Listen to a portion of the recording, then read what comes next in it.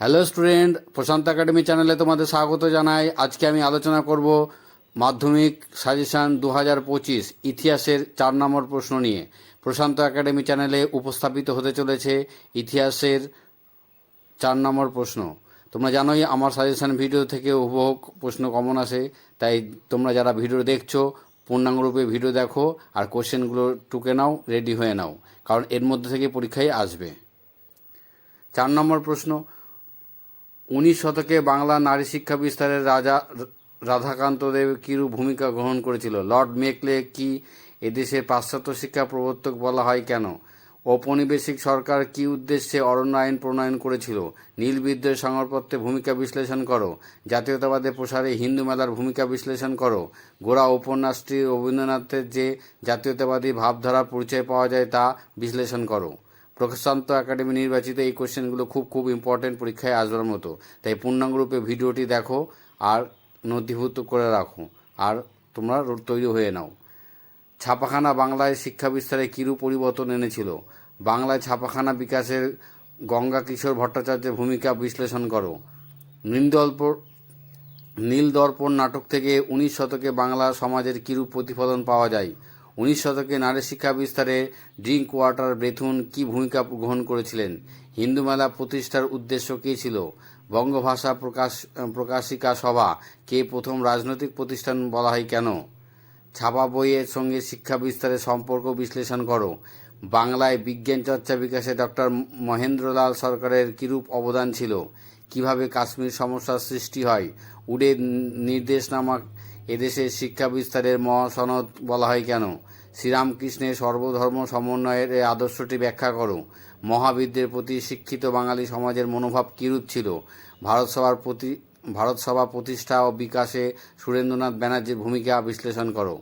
যারা প্রশান্ত একাডেমির এই চ্যানেল দেখছো, এখনও পর্যন্ত এই চ্যানেলটিকে সাবস্ক্রাইব করনি, তারা অবশ্যই প্রশান্ত একাডেমি চ্যানেলটিকে সাবস্ক্রাইব করবে আর নতুন নতুন ভিডিও পেতে থাকবে। বারদৌলি সত্যাগ্রহের প্রতি জাতীয় কংগ্রেসের কীরূপ মনোভাব ছিল? বঙ্গভঙ্গ বিরোধী আন্দোলনের সময় শ্রমিক শ্রেণীর কী ভূমিকা ছিল? জুনাগড় রাজ্যটি কিভাবে ভারতভুক্ত হয়? উদ্বাস্তু সমস্যা সমাধানে ভারত সরকার কী কী উদ্যোগ গ্রহণ করে? 19 শতকে বাংলায় পাশ্চাত্য শিক্ষা বিস্তারে রাজা রামমোহন রায়ের ভূমিকা মূল্যায়ন করো। ধর্ম সংস্কার ব্রাহ্ম আন্দোলনের মূল্যায়ন করো। বিদ্রোহ, অভ্যুত্থান ও বিপ্লব এই ধারণার ব্যাখ্যা করো। বারাসাত বিদ্রোহের প্রকৃতি বিশ্লেষণ করো। তোমরা জানোই প্রশান্ত একাডেমি নির্বাচিত কোশ্চেনগুলো হুবহু পরীক্ষায় এসে থাকে, কারণ যদি মনে হয় তাহলে অবশ্যই আমার কোশ্চেন অ্যানালাইসিস ভিডিওগুলো দেখে নেবে। আর তোমরা নিয়মিত ভিডিও দেখতে থাকো। আমি নতুন নতুন ভিডিও, তোমাদের সাবজেক্টে ভিডিও আমি উপস্থাপন করব আমার এই চ্যানেলে।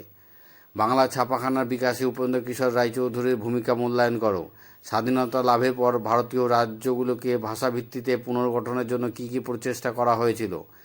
ভারত সরকার কীভাবে দেশীয় রাজ্যগুলিকে ভারতীয় ইউনিয়নে সংযুক্ত করে করার সমাধান করেছিল? তিতুমিরের ওয়াহাবি আন্দোলনের পরিচালনা করার ক্ষেত্রে কী কী পদক্ষেপ গ্রহণ করেছিলেন? নীল বিদ্রোহ সফল হওয়ার পিছনে কী কারণ ছিল বলে তোমার মনে হয়? আমি আমার এই চ্যানেলে ইতিহাসের 4 নম্বর, এরপরে 6 নম্বর, 8 নম্বরে কোশ্চেন দেবো, তারপরে 6 নম্বর শর্ট কোশ্চেন দেবো, এছাড়া আদার্স সাবজেক্ট যেগুলো আছে সেগুলোও তুলে ধরবো। তাই তোমরা নিয়মিত আমার চ্যানেলটিকে দেখতে থাকো।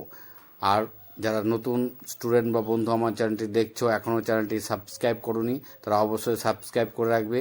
তোমাদের উপকারের জন্য আমার আগামী ভিডিওগুলো মাধ্যমিক ভিত্তিতে, সমস্ত সাবজেক্ট ভিত্তিতে উপস্থাপিত হতে চলেছে। প্রশ্নগুলো ভালো করে দেখে নাও আর নথিভুক্ত করে নাও।